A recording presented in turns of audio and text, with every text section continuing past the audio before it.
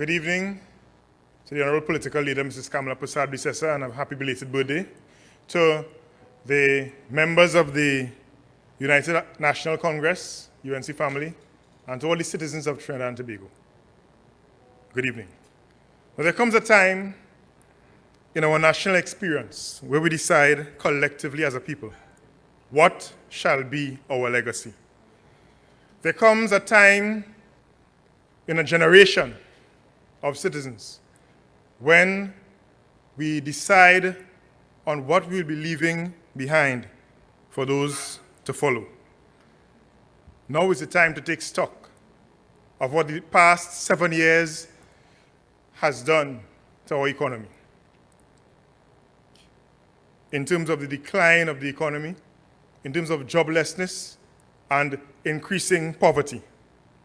The past 7 years ultimately has failed to prepare our children for the future that they will inherit. In fact, by this government's policies, they have increased joblessness and they have abandoned their responsibility in our nation.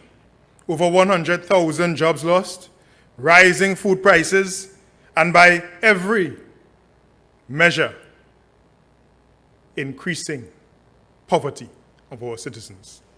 Now, rising food prices is a key issue, especially when citizens are faced with joblessness. And that brings into focus the $5 billion food import bill, where access to foreign exchange and the shortage of that is a major factor in increasing food prices for our citizens.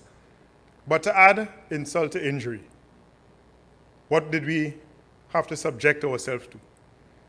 A week ago, the Minister of Trade and Industry patting the PNM government on the back for making available a paltry $100 million to manufacturers, importers. But what is the import needs of Trinidad and Tobago? Just about $10 billion. So it makes no sense. It helps no one to talk about $100 million without outlining what exactly is the shortage of foreign exchange and what the government will do to meet that shortage. All they decide to do is pat themselves on the back. Now, in the words of MC Sprangalang, the late Minister of Trade and Industry, your story missing a few people because we are born big. Now, food price inflation, if you look at the CSO data, in 2015 September, when the Kamala Prasad-Bissessa-led government left office, the index was 105. As of January, 128.1. That means that food prices have increased by 22%. What does that mean? It means that for a family, a typical family in Trinidad and Tobago, that spends $1,000 to $2,000 every month on groceries and food, they will now have to spend $220 and up to $440 on average. So the typical family, where are they going to find this $300 to $400 plus every single month? What are they going to cut? What expenses are they going to cut to find this money? Because of course you have to pay rent or your mortgage. You have to pay your car loan, your insurance, possibly, your consumer loans if you're taking loans to send your children to school and so on. You can't cut entertainment because with the lockdowns we had none. You can't cut where you don't spend. It leaves that one and most important thing, that tool to get families out of poverty, education. Families have chosen to cut their expenditure on their education, if they are young parents, and their children's education. And of course, this government is coming soon to increase the price of lights and water because tea and tech rates, they're ready to send it up. And of course, they're ready to send up the price for your water.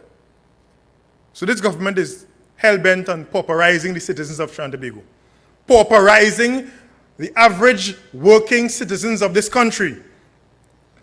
By their policies, citizens have not been able to create any savings. The central bank documents bear this out as a fact.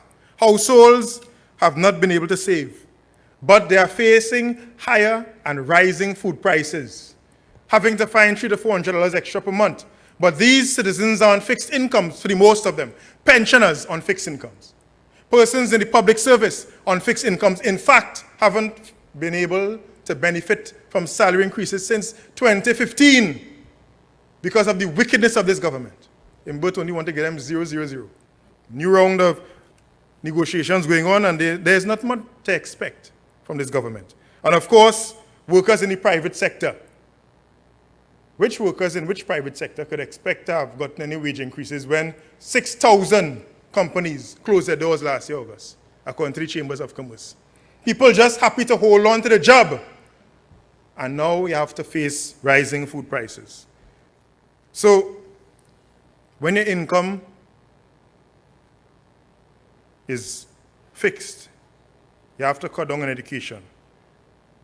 This government is presiding over families telling their children, hold back on going to study, because they have cut the GATE program in many disciplines.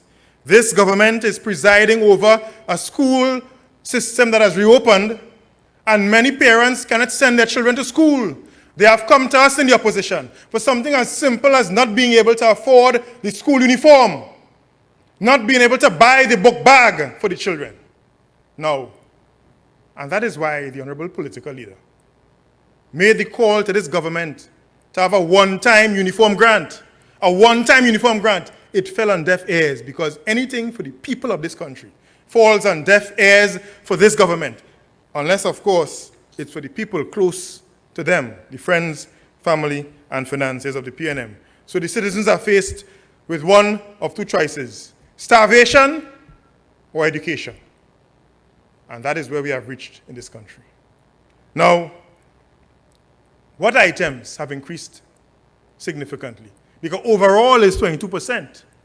But the things that families need to have a balanced diet, that thing we used to learn in food nutrition or home economics or integrated science, balanced diet, oils and fats, butter and so on, cheese, increased by 33% since this government came into office. Fruits, 26%. Vegetables, 31%. Fish, 37%.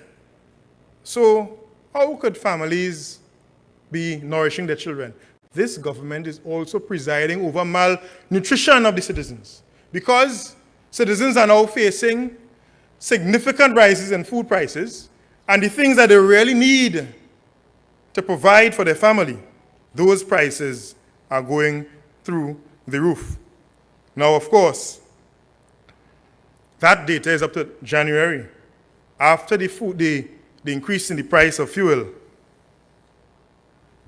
as at Tuesday last week, expect more prices to be increasing for foodstuff in this country. And that is why we in the United National Congress stood across the length and breadth of Trinidad to demonstrate to the citizens that we are standing in this fight for you against this government and increasing prices of fuel and food.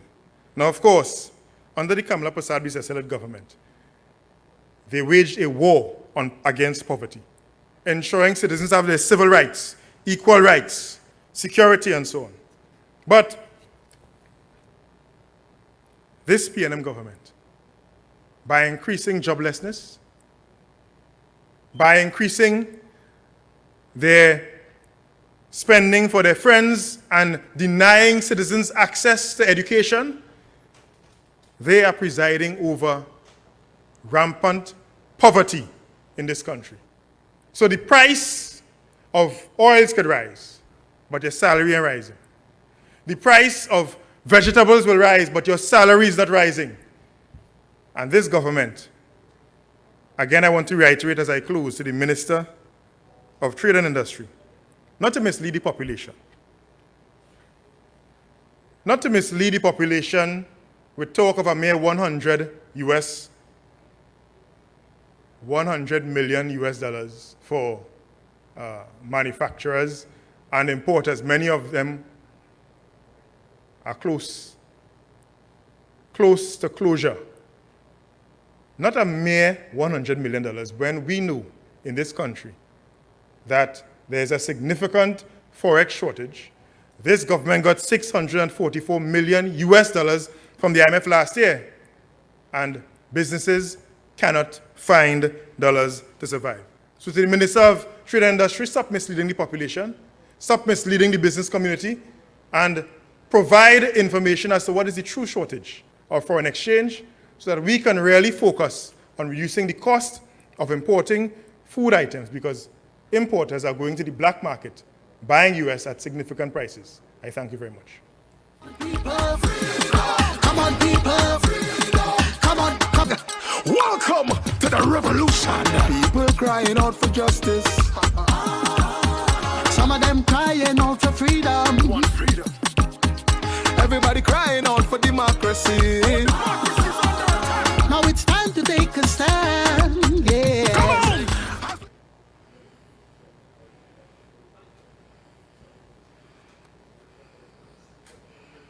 A pleasant good night to my UNC family. It's a pleasure being here tonight. I want to say a special thank you